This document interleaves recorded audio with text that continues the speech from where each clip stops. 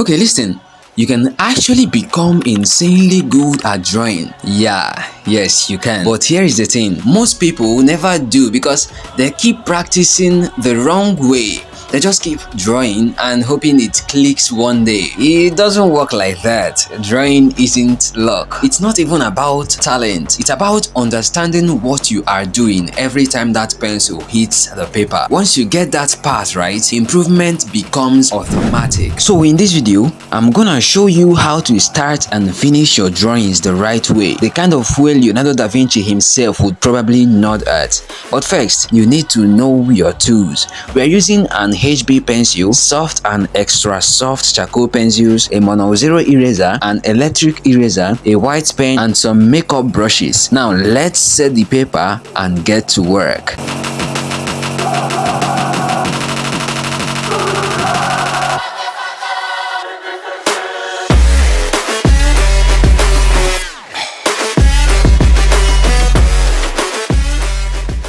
Okay, enough fun for now. In case you don't know what's happening here, I'm basically sketching the face first using the grid method. The grid method honestly saves you a lot of time. Instead of spending hours just sketching, you can channel that energy into the shading stage, which is the real deal. And if you don't already know how to use the grid method, my brother, you are on your own.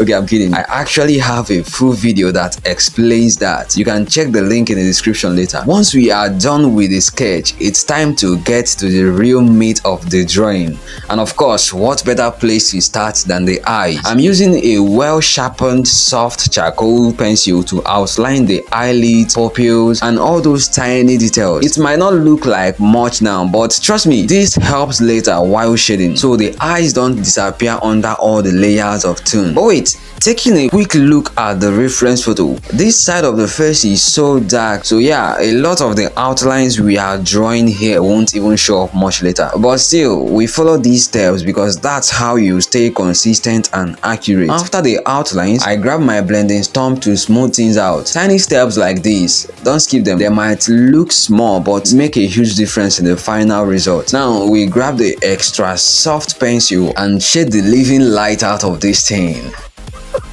A quick tip while shading: if you notice a part of your reference photo looks really dark, don't be shy, make it just as dark in your drawing. Use whatever tool you've got and push those tones confidently. That's the difference between beginners who undershade and legends who replicate. Once the shadows are down, grab your brush and blend it out nice and soft. If you've gotten any value from this video so far, even just a little, go ahead and hit the like button because what's coming next is where things start getting real.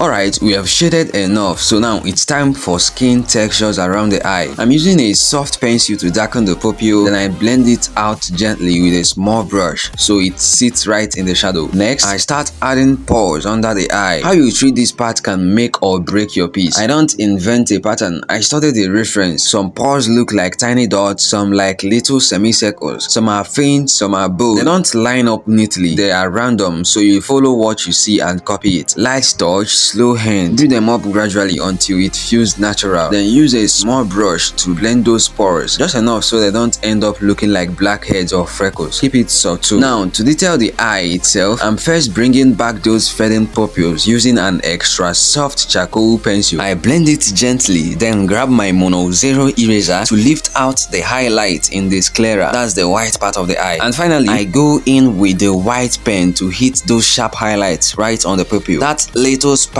instantly brings life back into the eye. To make the pores pop more realistically, I'm using the same mono zero eraser to lift out the tiny highlight around them. It gives the skin that 3D life look. Then I grab a hard charcoal pencil and go lightly over the shaded areas using a cross hatching technique. The goal here isn't to darken it, it's just to tie everything together so the skin doesn't look patchy when I eventually snap the final artwork. Once that is done, I blend everything out with a a big brush to soften those transitions and get that buttery smooth texture. Moving on to the nose, I follow almost the same steps. I start by redrawing the nostrils and blending them gently with a stump so they don't look rough. Then I use that same stump to add a soft layer of shading. Think of it as your base coat before going in with a brush. Now, using a small brush, I shade in circular motions. This helps prevent patchy tones and give the skin a smoother transition from mid-tones to highlights. Moving on to the second eye, same principle applies. I start by redrawing the outlines using a soft charcoal pencil. This helps me avoid losing those lines later when the shading gets heavy. After that, I run over the outlines with a blending stump, not just to smoothen them, but to give the eye a softer base before we start layering in the shadows. Then, I use that same stump to add the first layer of shading. Think of it as a roadmap for when we bring the brush in. Now, with a small brush, I start shading carefully around the corners. For tiny areas like this, that small brush is your best friend. That's how you nail those curves perfectly, no matter how small they look. And hey, a quick reminder, take your time here. The second eye usually decides how balanced your whole portrait looks, so don't rush it. Oh, and if you want to see the exact reference photo I'm using or share your own progress, the Telegram art group link is in the description. Join us there. It's a small but growing community of artists who actually help each other improve.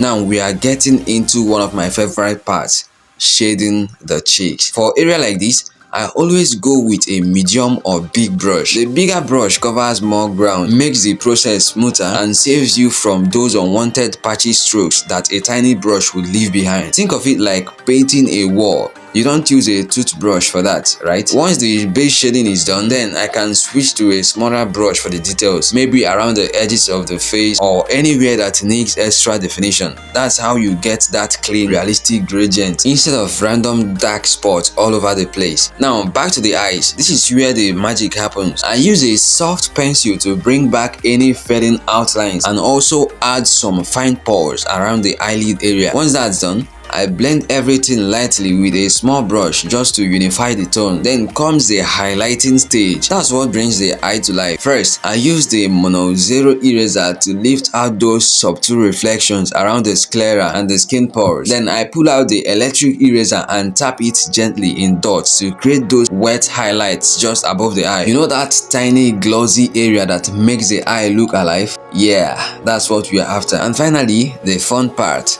the white pen. Just one tiny highlight on the pupil and boom, the entire face suddenly looks away. It's like the drawing just blinked for the first time. Moving on to the mouth. Honestly, this part was pure fun. You can already tell from the reference. Thomas Shelby with that cigarette hanging on his lips. The energy there was too good not to enjoy. I started by redrawing the outlines to lock in the shade, then filling out those dark shadows beside the cigar. After blending that out, I went ahead and shaded the left side of the face to balance everything before returning to the mouth. From there, I blended the outlines softly, added a base layer of shading, and went with a small brush for final blending. I even hit the jawline while I was at it, you know, killing two birds with one stone. Then came the detail marathon. This is where patience pays off. I started going back over every area I had skipped before. The sharp highlights at the side of the head, you can't miss that one. The ear, the jaw, the cheekbones, the cigar, even the lips, all of it. It's little things like this that makes your drawings look finished instead of almost there. Every tiny tweak adds realism. Listen,